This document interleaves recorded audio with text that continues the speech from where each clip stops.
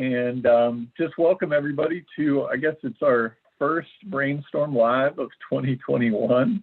I know, this week has brought mixed emotions for some, and I'm happy to be here to celebrate with you all as we bring in the new year together. So on behalf of Emily Morgan, our coordinator, and myself, I'm happy to have a very special guest with us today, Jehan, who was an early brainstormer, and we met at a random conference one day. He started attending, and now he was a student at the time, and now he's educated and in practice, and is just going to share some of his translation of science into practice. So with that said, feel free to drop questions down in the chat box, and Jehan will feed those to him. And as always, we'll go for about an hour. Then we'll turn off the recording and have some informal conversation about maybe how you experienced the talk, and we'll maybe pick Jehan's brain a little more. So thank you all once again. Jehan, we'll turn it over to you. Well, thank you. Yes, good afternoon, everyone. I'm really grateful to be here and to kind of give back to the Brainstorm community in any capacity I can. So I was really excited when I got the invitation to present. All right, so there we go. So I'll be presenting on the neurosequential model of therapeutics that I will be calling NMT and developmental trauma. And so short introduction. So my name is Jehan, and I am a nationally certified counselor, and I have a provisional license as a professional counselor in the state of Missouri. And first, I will talk about my journey and how I got where I am now to present to all of you. And then I will talk about the topic, and hopefully I'll give you a little bit better of an understanding of how at least I apply the model into practice. So sometimes I hear presentations, and I'm really excited to see them and to have them talk about all the theory in the models, but I get a little disappointed at the end where I have all that knowledge now, and then I'm thinking, well, what do I do with it? How does it look like, and how can I, what can I take from it? So hopefully you can take some bits with you home and into your practice, or into your if you're a student, take that with you and go with it. So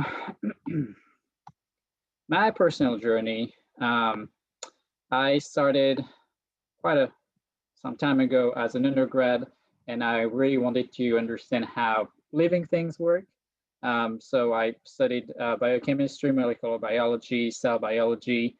And then after that, I thought, how does the brain actually work? And so I do have a master's degree. So all of that was in France. I grew up in France. And I have my master's degree in neuroscience.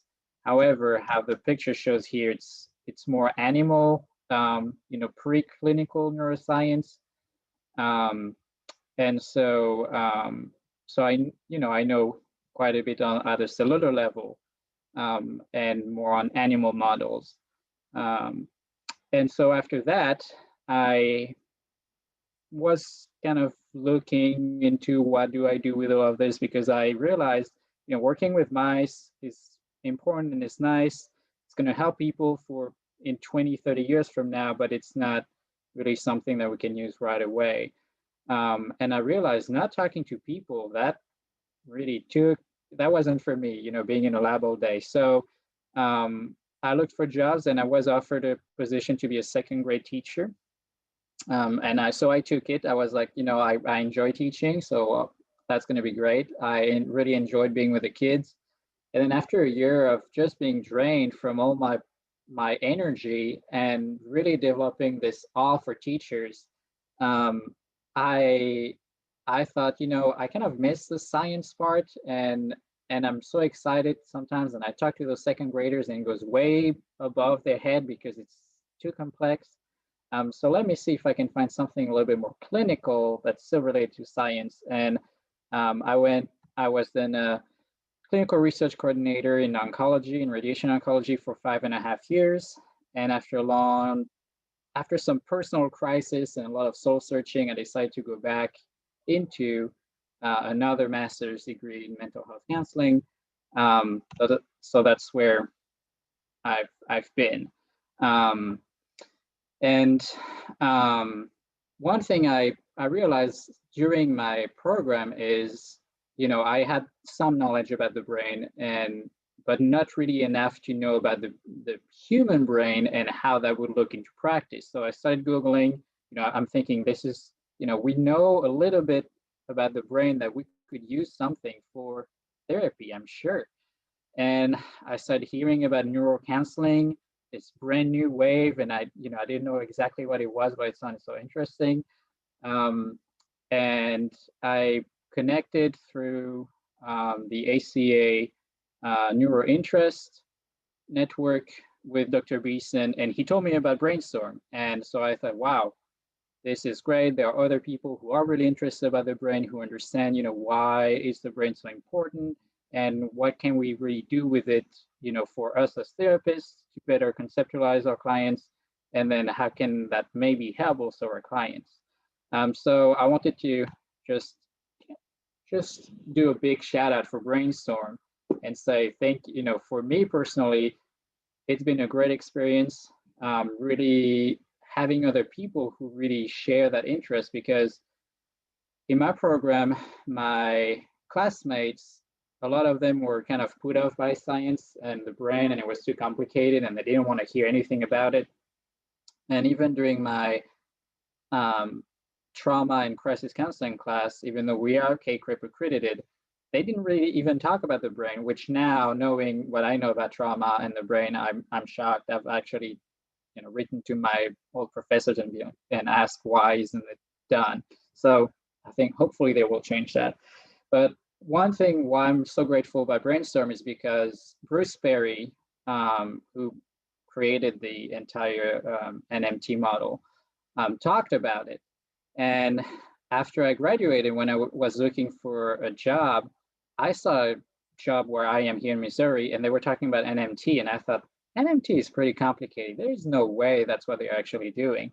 And turns out, no, they, Family Forward, where I now work, they are NMT certified. And so I'm almost done. I'm about, I would say, 70% done with my NMT training. It's an entire year that it takes to be trained, to be certified for the first part of it, phase 1. And yeah, so, I want to believe that with that presentation and reading, The Boy Who Was Raised as a Book, I think that really helped me when I applied to that job, because I had kind of this prior knowledge. So yeah, thank you to Brainstorm. I'm so happy, and that's why I'm even more excited to be able to give back. So now I'm actually going to get into more of the meat of the actual presentation. And first, I wanted to talk about developmental trauma and make sure that we all have the same understanding of what developmental trauma is. And as I was putting this presentation together and looking through the internet, trying to find specific literature, a lot of things are based on the DSM-5, even for research. And so because developmental trauma is not really part of diagnosis, I found, chronic trauma, early childhood trauma, and complex trauma, all of this, which are kind of the same as developmental trauma. So for us, I wanted to, I found this definition by the National Child Traumatic Stress Network, which says it's a repeated interpersonal trauma, such as neglect and abuse. So, for abuse, because it's a pretty broad term, it's basically everything that we would have to hotline. But I like this definition, it's interpersonal, people who are supposed to take care of you when you're an infant or when you're a toddler or young child, for some reason are not able to do that and do things to you that creates trauma. And they do that on a repeated basis, not just a one-time point. It's really almost, every day. So that's what we're going to use for the developmental trauma. And then the NMT frame, I'll go pretty quickly over it because Bruce Perry, since he came up with it in his presentation, brainstorm presentation, he did a great job, talking about it. So I won't really go too much into it, but just shortly,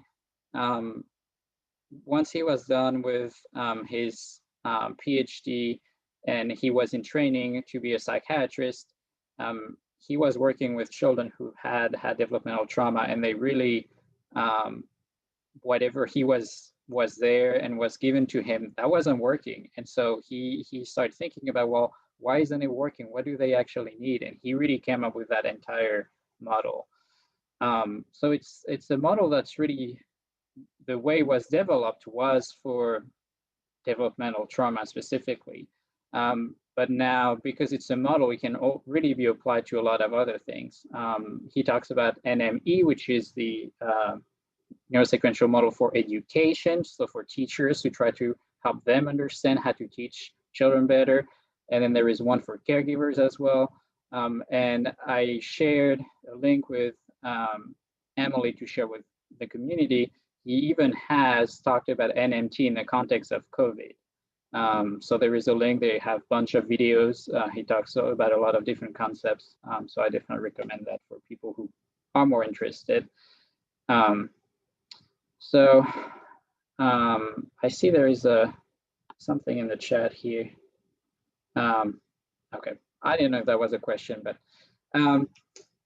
so the Nmt principles, I just want to go over them because I think they are pretty important, just to make sure that we're all on the same page. And that's kind of what, when we start working with families, that's what we tell them. We tell them, hey, this is the model that we use, and those are like big things.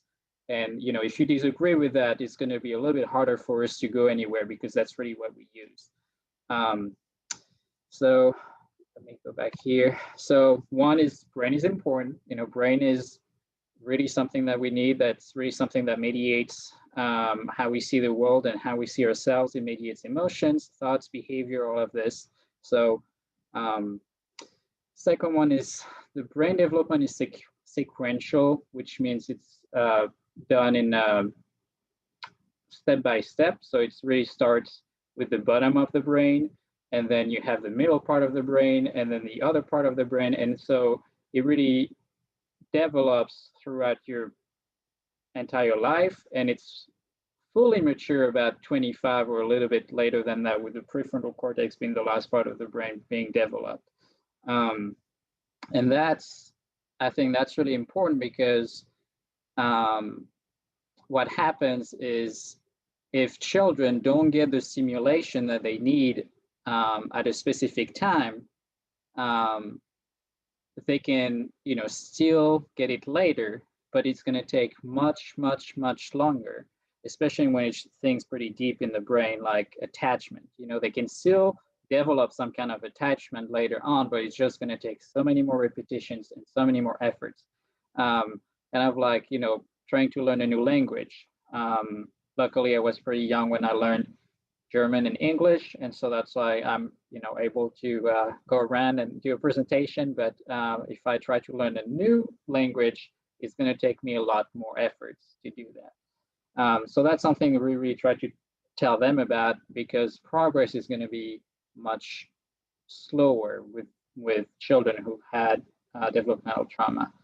And the last part is that relational health can really buffer any adverse events. And so Bruce Perry talks about how when he looks at families or children, he looks at the trauma, but the most important for him is how much does his family, how much relational health, how much support do they have around them? How much, how many connections do they have with other people around them who are there, who understands them, who can really support them in many different ways? Because they've done with NMT, every time we create brain maps, as you may have seen in his presentation, and I'm not going to go over that today, but every time we create those brain maps, they can use that because it's de-identified, and they can analyze a lot of data and do a lot of research. And so different papers have shown different things, but one thing is that the current relational health is a better predictor of outcomes than the actual trauma that happened. So that's why we really put a huge emphasis on relationships and really having caregivers of those children being the primary healing factor for those children. And as part of 2019 research that they had, that I shared with all of you too, which I think really kind of shows those principles, they noticed that depending on when children experience trauma, if you give them a decent relational health afterwards, it's really gonna tell you how long it's gonna take for them to heal. So if it happens really, really early on, perinatal period, so 0 to 2 months after birth, if traumatic experiences happen during that time, and then everything goes really well, after that they are being placed in a really loving family and everything goes well and they get adopted by this family and all of that, it's still gonna take much more work than a child who would have had those 2 5 months, 6 months, where it would be really, really have had that really healthy, loving relationship, and then trauma would have happened a little bit after that. So the timing of trauma is also really important, which goes with that sequential development. And obviously the relational health, that they would get after that, after the trauma is really important for recovery and healing as well. So I thought that article kind of showed, one, what NMT does now with all the data. They continue to learn and they continue to grow. And two, it also highlights some of their principles. So NMT in practice, there are just a few things that I wanted to mention here before I go into I came up with a case presentation. I thought maybe that was the easiest way. But I kind of used, what I see in clinic and I kind of put it there. But before that, I want to let you know that the population I work with are specifically children who are currently in foster care or in a guardianship situation or who have been adopted. So I want to give that caveat that this is, my experience with that very specific population. I think that's pretty much it. All right, so hold on, the chat is distracting me here. So, thank you, Emily, for sharing that. Emily, well, you all saw. So here, I used my name because I thought that'd be easier. So Jehan is a 7-year-old male who has recently been adopted. And then just, imagine, I don't know who, how far you are in your career, and if you do see families but even individuals or maybe just parents, but I just want to put it out there. The family comes to see you because they are overwhelmed by the child's behaviors. So they tell you about stealing, defiant behavior, aggressive behavior towards others and towards things, breaking things everywhere. They tell you the child is so manipulative and they don't understand, sometimes he's so smart and he's so smart at school and he still doesn't even understand, oh, just wait, if you do this, that's what's going to happen. Or if you wait a little bit, you'll be able to get that. And they, they don't understand. They are completely overwhelmed. A lot of things that they've been told to do that are more behavioral, kind of like, reward charts and all those type of approaches, they are not working. They also tell you that little Jean has problems falling asleep, has a difficult time playing with others because he seems very bossy, and sometimes he's not feeling pain at all. So that's, there are other things that we see, but that's a pretty typical thing that we would see, being referred to us. And so you have this. So how do you use NMT? Because NMT is such a big model. It doesn't really give you exactly necessarily, oh, how do you do this? How do you do that? So our agency uses yet another framework called the ARC framework, which actually aligns really, really well with NMT, and that's one of the reasons why they used it. But the ARC framework stands for Attachment, Regulation, and Competency, and has been developed by Dr. Blaustein here. I'm not going to really go too much into detail into ARC because that's not, I want to stay focused on NMT, but I wanted to mention, because NMT is so wide and broad, different agencies will kind of use another approach at the same time to make it a little bit more applicable. But here, these are kind of the main points that I want to go over that, and I don't have, I must say that I don't have as much experience because I started in that practice in February, or in that agency. Another caveat that I want to say is we have an unlimited amount of time to work with our populations, which is, I think that's so important to mention, because progress takes time. The brain, to rewire the brain, especially with heavy traumatic experiences, it takes a lot of repetitions. It takes a lot of time. Progress is very slow. And we're lucky enough that we're having a children's fund, giving us the money to be able to do that. So we work for at least a year with families, and oftentimes longer than that. So I know it might not be a chance that you'll have, but that's something to keep in mind. So here's how I would approach it. So starting February 2020 is when I started with an agency, and so that's what I've learned so far and how NMT looks like. The first step is really caregivers regulation. Those parents or guardians or foster parents, so I use caregiver as a broad term, they come to you and they are, they are almost checked out. They are exhausted emotionally, physically, they are completely drained. They don't know what to do. They have really short fuses because they love that child, and now they are almost getting to the point where they really don't like the child. And so really the first step, talking about the brain, which is another concept of NMT called state dependent, is, so I'm trying to show you how we use concepts and apply them. State dependent means there will be times where you are really calm and you can really think about the future and plan and imagine going on vacation and do all of this. And there are other times where you're really stressed out.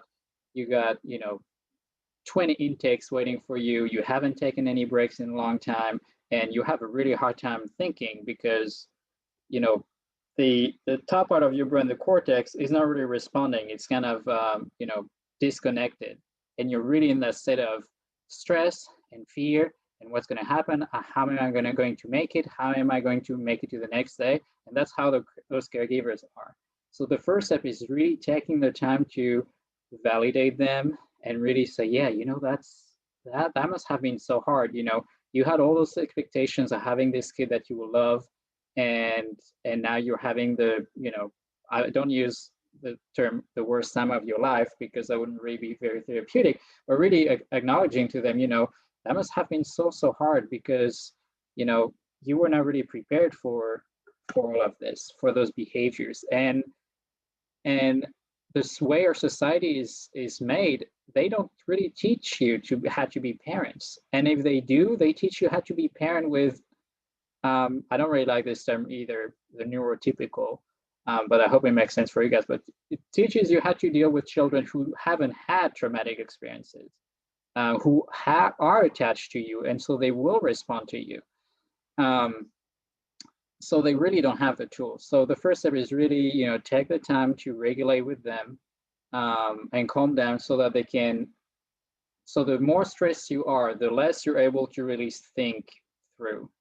And so the more regulated you are and the calmer you are, and the easier it's going to be for you to think and be attuned to your child and be present. And they have another thing related to that called the 3 R's: regulate, relate, and reason, also going into the brain. So regulate the danger and all the stress, then relate using the emotional brain to relate, and then you can finally reason with your child. So that regulation piece is really everything. If the caregiver is able to stay calm in the situation, it's also going to help co-regulate the child to calm down. And and sometimes it's just, all right, I feel like I need to step away. I'm just going to go take a break so I can calm down, and then I'll come back and I'll be able to help you regulate. But right now I can't. The second part is really, so once a caregiver is a little bit calmer and able to just handle the day-to-day life a little bit more easily, is really giving them that lens of trauma. And what I call trauma lens is just helping them understand what's going on. They see their child who is, all happy and really smart, and then out of nowhere that they can see or understand, they start breaking everything, or they are in a fetal position and they are not moving and they can't hear you, and they don't know what to do with that. So the way Bruce Perry had a conversation a while ago with Oprah, talking about, instead of going from what's wrong with you, shift that to what happened to you. Because it really shifts everything away from, kind of in that case that I presented, the parents being like, oh, that child is so manipulative, and trying to get his way and doing all of this, to, hold on, let's take a break here. What happened actually to little Jean? He's 7 now. You guys adopted him pretty recently, but what happened to him? And when you dig a little bit into that, and we need that information for NMT anyways, what happened with his birth parents? Oh, well, it turns out, the birth parents, they were having quite a hard time and they were using drugs while pregnancy was happening, which we know is already impacting brain development. And there was also domestic violence there. And that's actually why he got removed, because, after 3 months he was born, he had broken bones at the hospital. And so he got removed. He was placed in foster care. And then in foster care, he even moved from, 2 other families then. So really it gives you the understanding of, all right, so all of this happened to the child. So let's take a look at the brain, and the brain map is a great tool for that. But give them the understanding of, babies, even though they might not know explicitly what's going on, they have implicit memory of, being in the womb and being with their caregivers. And they will implicitly remember that rupture, that attachment rupture with their primary caregivers, so with the birth parents when they were taken away. And then they will also remember implicitly when they were taken away from their first foster home to the next one. And what it's telling them is, oh, nobody loves me. I'm not good enough for anyone to love me and take care of me. And so that is going to stay with them, probably on an implicit level, for a really long time.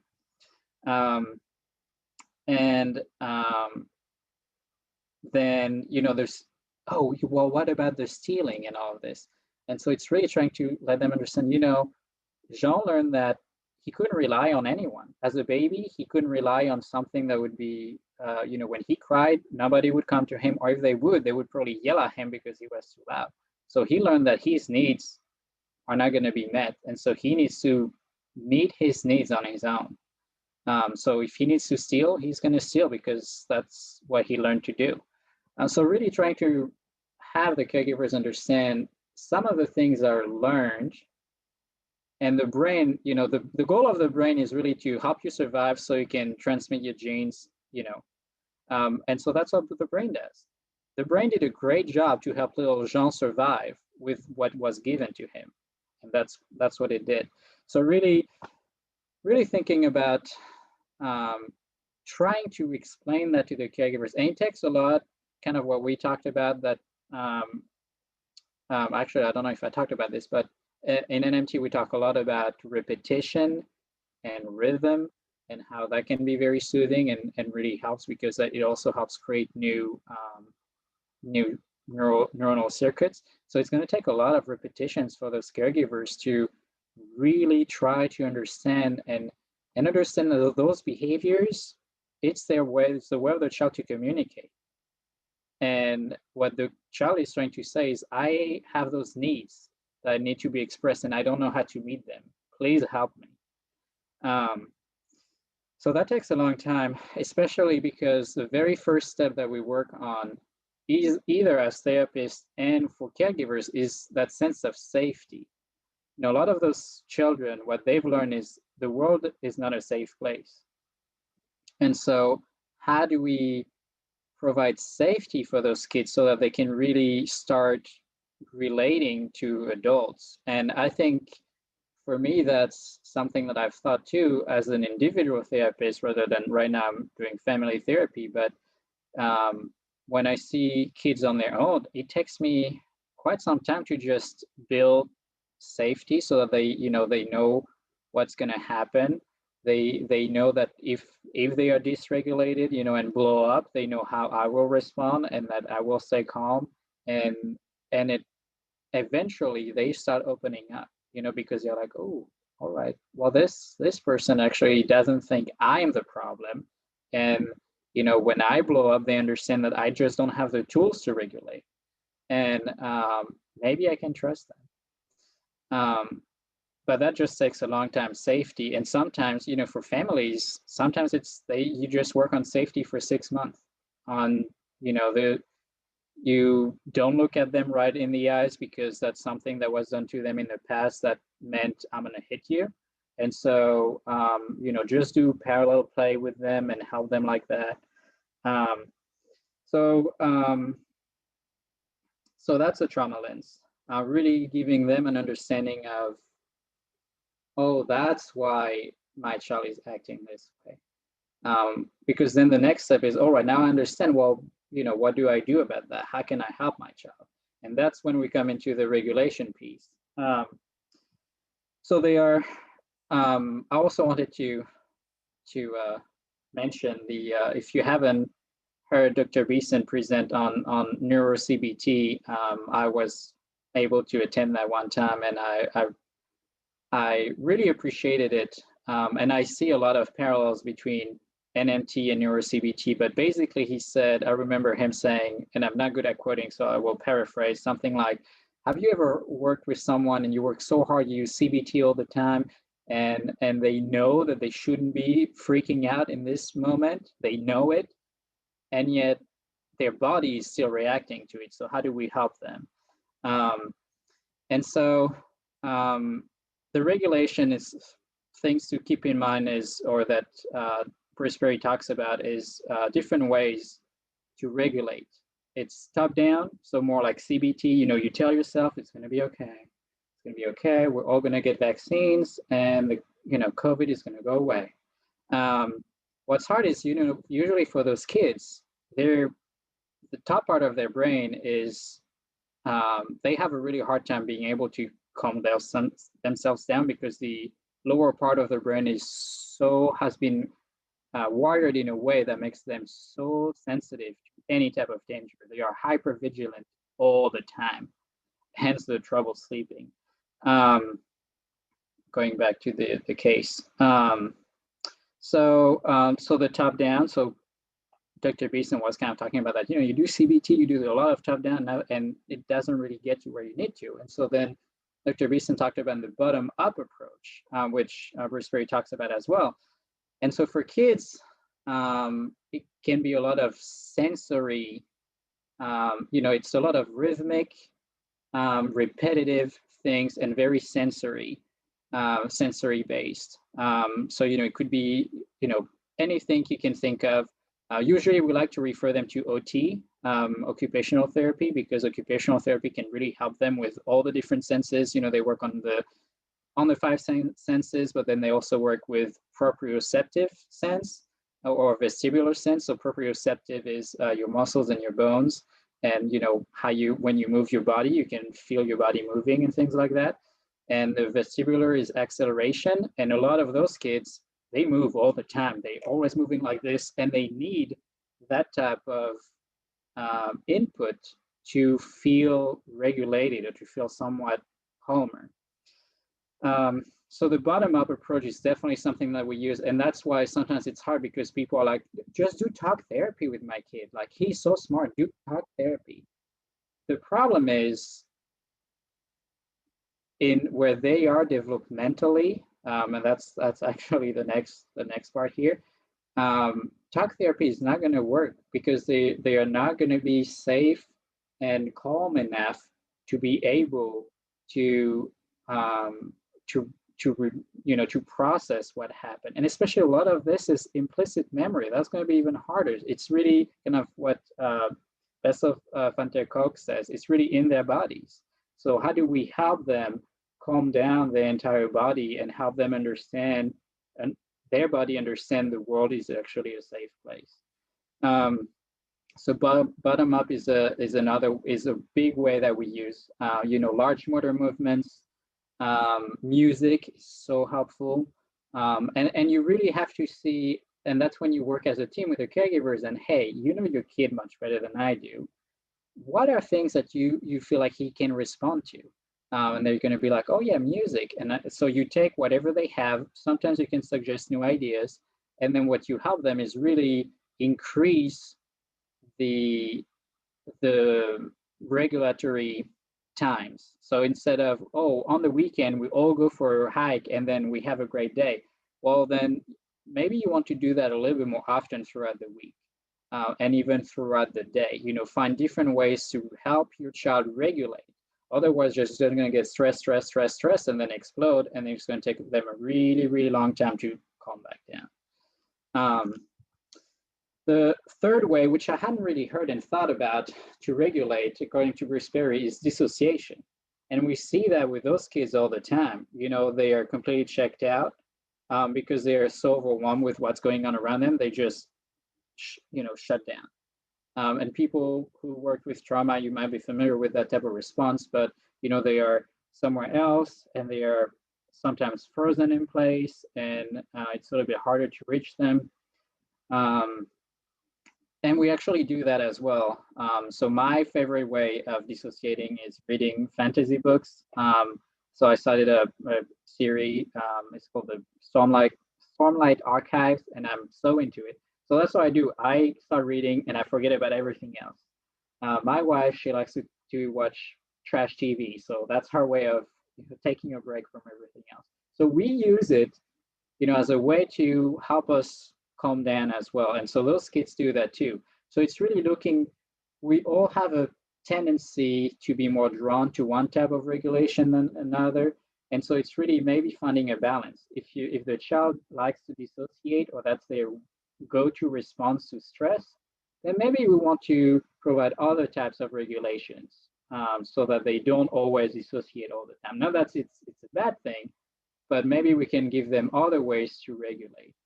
And the last part that Bruce Perry doesn't really mention directly, but is still part of NMT, that Stephen Porges with the polyvagal theory talks about a lot, is co-regulation. And that's key for those kids, because what happened when they were children and infants is that nobody really taught them how to regulate. When an infant, I have a 15-month-old who is sleeping right now in this room, that's why I'm funny. When an infant cries in the middle of the night, they don't know how to regulate. And so they use the parents coming to them and soothe them and shush them and maybe, rock with them. So giving them that rhythmic, repetitive stimulation. And the heartbeat, when you put them close to your heart, that's just so soothing for them. I mean, it wasn't as much for my daughter, and I had to vigorously move, but you really help them because they don't know how to do that. And that's what happens to those kids. The only difference is they are 7, 8, or 9. And so when they do, act out like a 2-year-old would, it's just magnified. Yet they also can't help themselves. So it's really giving them that regulation that they didn't know how to have. And that's why we need the caregivers to be calm, and regulated so they can help the other person co-regulate. You know, we do that all the time. You hang out with friends, you have a good, well, now it's all virtual, but you have a really good time, and then you just feel so good afterwards. You know, you were able to connect, and that calmed your nervous system and probably calmed your friend's nervous system as well. So that co-regulation piece is so important, and that's why relationship is really the vector of healing for in the NMT model. Let me see, because I want to be. I see some things happening in the chat here. Oh yes. Yeah, John, we're having some good conversation here, and was sharing some additional resources once you gave the shout out, and I included some stuff from Bruce Perry's website down there for folks that wanted some additional context. So I think you're painting a good picture. See how you're bringing it together.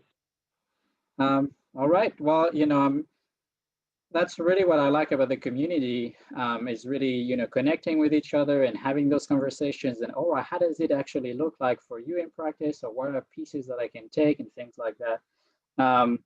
The bottom-up regulation, the rhythmic repetitive, I just want to mention, I hope you can take that with you and those different ways of regulating as individuals, because I've really tried to think for myself as a therapist, but also just as a human being, what can I do to regulate, and can I use other things than just reading? So working out is great, because working out really gives you, we talked about the proprioceptive input, but it's really rhythmic usually and repetitive. And, you know, on top of giving you all those endorphins, it's really, really something that helps you calm down. So really thinking about those different ways, you know, what can I use that's more bottom up? Are there different ways? Meditation is another way. What can I use to dissociate, if, you know, that's something that I enjoy? And do I have time where I can also co-regulate, you know, finding connections with others? So I hope you can take this. I don't know if you can take it to your practice, but at least as an individual. The last part, developmentally appropriate, is really when we talk with caregivers. All right, so here's the behavior. You know, Jean doesn't want to take a shower, and it's Friday night, and we're all exhausted. And so it's, well, how do you respond to this? And they say, well, you know, he's 7. So I tell him, you know, well, do you really want to stink, or, you know, whatever they tell them. And that's when you have to think about and use the brain maps, because the brain maps kind of helps us show them, well, when your child is very at the most dysregulated, he's really more acting like a 3-year-old than a 7-year-old. And usually they are like kind of blown away by that. And so what are ways that we can help little Jean, who in this instant, he's not really 7-year-old, he's more like a 3-year-old. So how would you approach a 3-year-old to, you know, take a shower, or whatever the behavior is?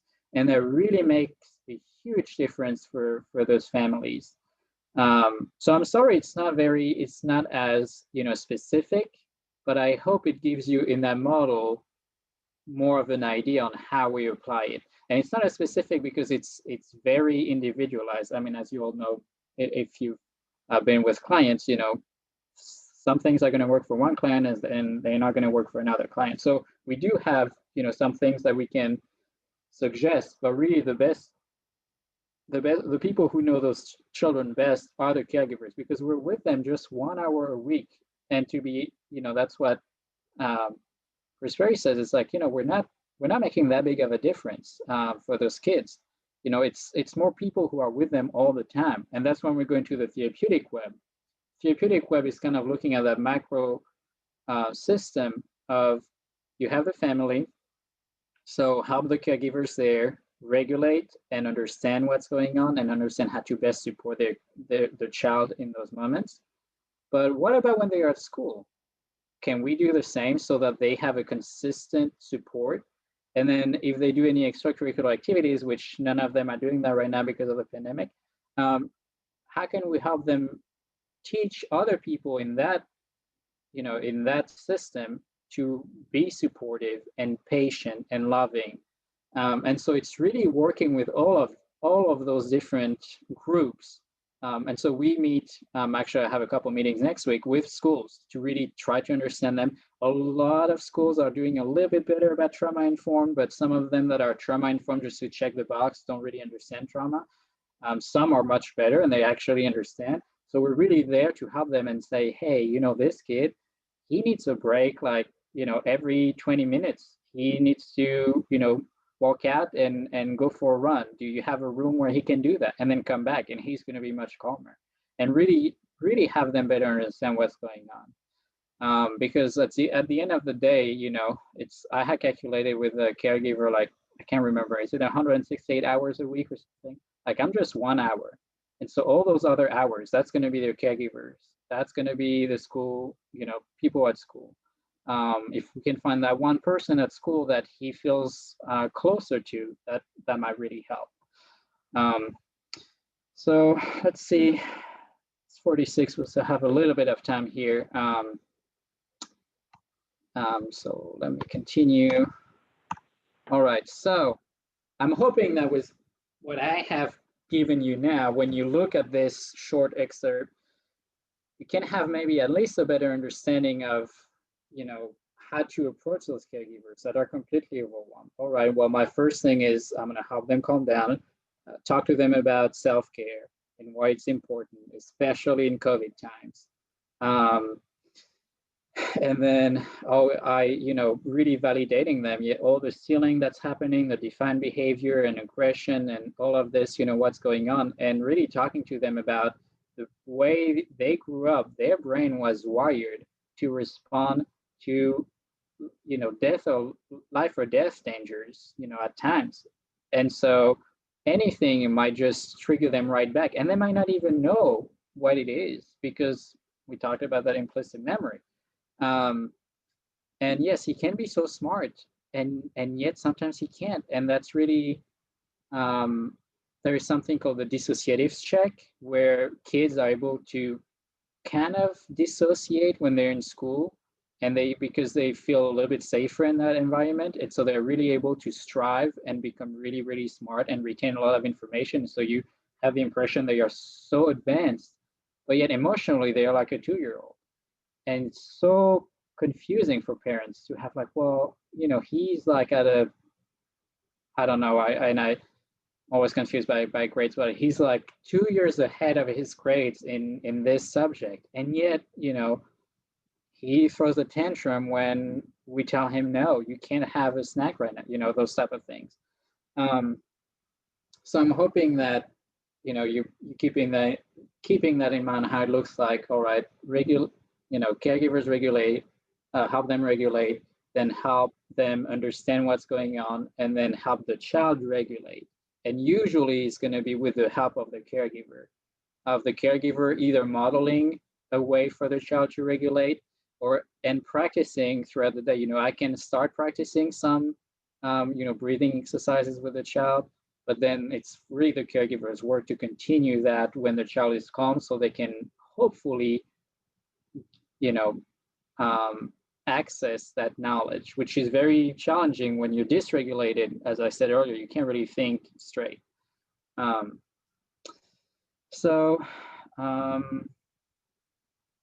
Yeah, so I still have a little bit of time, and I want to hopefully leave some space for questions, but I know, Eric, you had said if there were any questions, you would bring them up to me. Yeah.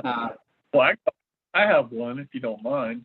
Yes. I was like, Jehan, could you paint a picture of what your agency is like in terms of how does a family come to you? What's the assessment look like? And then how do you join in? Because you mentioned things like brain maps and stuff like that. So I'm just kind of curious about how that process goes.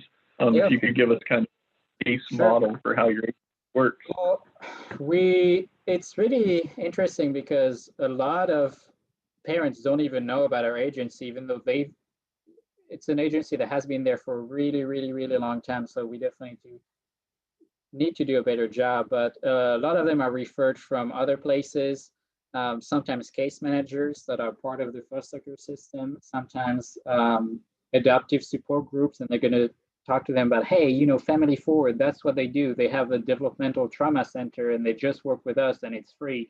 So, or sometimes people just hear about it on NPR, you know, it's part of part of the advertisement, and then they, you know, they just contact us. So we have a wait list, and then we really tell them ahead, you know, this is the model that we use, and it's not really talk therapy, or it can be, you know, for older kids, but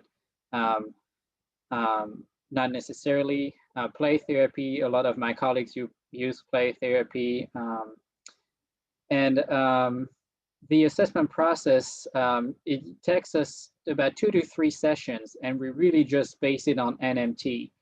So I would refer you guys back to Bruce Perry and how he makes those brain maps, because the goal, ideally, I'm going to say that, we want to have a brain map done within 60 days between the time we start seeing the family, or from the start we start seeing the family, so that within 60 days we have a brain map, we have recommendations, and we say, all right, this is our treatment plan, or basically these are the recommendations. So let's, you know, pick a few and see how we're doing with these. In practice, it's not always 60 days. It sometimes takes a little bit longer. But the first 3 sessions, we go over, and there is a whole intake packet that's pretty long, but that intake packet has all the child history, you know, from the time they were conceived in the womb until now. And it's also their birth parents, you know, not just their mental health history and physical history, but it's also their relational health history. You know, how supportive was the mom during pregnancy? How supportive was the dad during pregnancy? Did they have, you know, any people around them to help them and support them during pregnancy? And those questions are asked over and over throughout different developmental periods. So we have all of that. And then we also have the current functioning of the child, which gives us a good understanding of how their brain, so their brain is divided into 32 different functions. So it gives us a better understanding on, you know, how is he doing with delayed gratification and things like that. And then their current relational health, you know, does he have any friends? Does he play more with younger friends or older friends?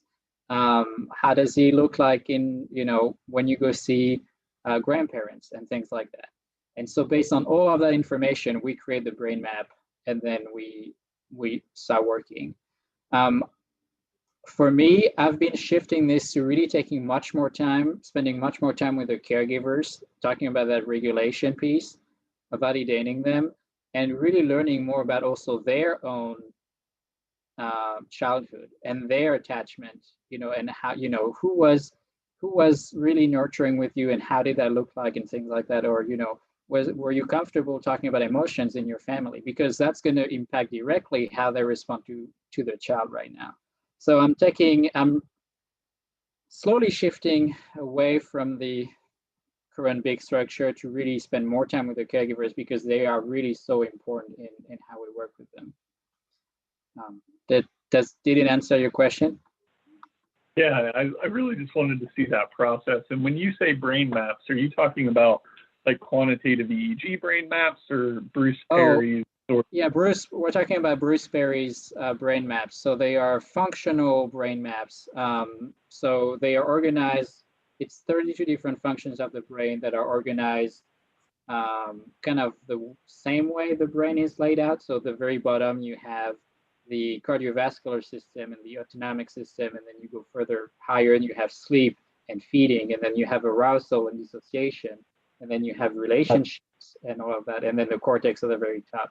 And they have different colors based on how developed they are, and if, you know, the child didn't get that stimulation, you know, they didn't get that attachment and relationship, then it's not where it should be compared to other kids. So you always compare that brain map to a typical, you know, 7 to 8 year old, for instance, and then you show the brain map of little Jean right now so that they can compare. Yeah, thanks for clarifying that, because I think when some people hear brain maps, they think about quantitative EEG and a bunch of technology. Yeah, and I think yeah, that's a good point. There are lots of different ways to have a brain map done. So ours is very,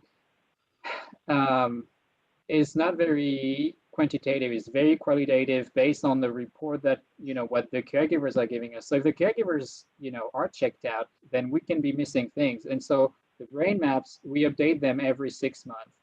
And sometimes, we notice things as therapists that the caregivers didn't really realize. And so we modify that into it. And then we share that with them and say, hey, I've noticed this when I work with little Jean. And so that's why I modified that. So yes, it's very qualitative, and really, even though each therapist is trained on how to do those brain maps and put those numbers, they can still vary slightly. The big picture is going to be the same, but it can vary very slightly because it's still your therapeutic judgment. Right. And I think that's useful for folks to hear as you think about, I don't have technology, I don't want to spend a lot of money to get a lot of training, but I want to have some way of seeing what might be going on at at an underlying level. And Kai asked for some of those images, and if you look at the materials I posted, as well as any of the other materials Bruce Perry and the Child Trauma Network puts out, you'll kind of get some images about, it really becomes a filter for how you take self-report and map it onto the assumed functioning of the brain and how that might be conceptualized. So I've really appreciated how they've taken the applied method and use science to inform self-report and help people conceptualize that. So thanks for that clarification. Sure.